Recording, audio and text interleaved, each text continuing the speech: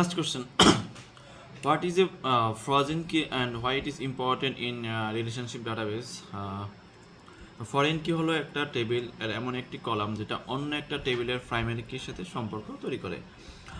সহজভাবে বললে বোঝা যায় যে এটা টেবিলগুলোর মধ্যে যোগাযোগ বা রিলেশন তৈরি করে। Second question, what is difference between where and having clauses in SQL? Where are having দুটোই ফিল্টার করার জন্য কিন্তু কাজের সময় আলাদা।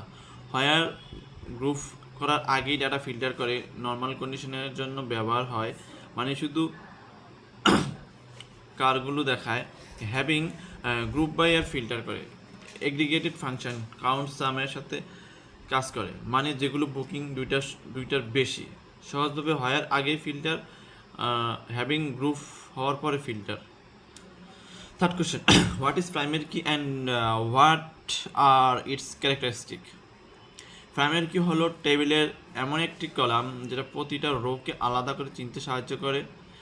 প্রাইমারি কির বৈশিষ্ট্য যদি আমি চিন্তা করি, ফার্স্ট ইউনিক হতে হবে, 2 নাল হতে পারবে না, 3 প্রতিটা রো আলাদা করে চিহ্নিত করে, 4 অন্য টেবিলের একটা রেফারেন্স করতে পারে, যেমন ফরেন কি।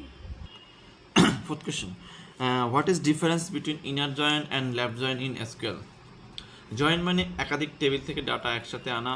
ইনার জয়েন হলো 2 টেবিল মিলে আছে এমন একটি ডাটা শুধু দেখায়, মিল না থাকলে বাদ পড়ে।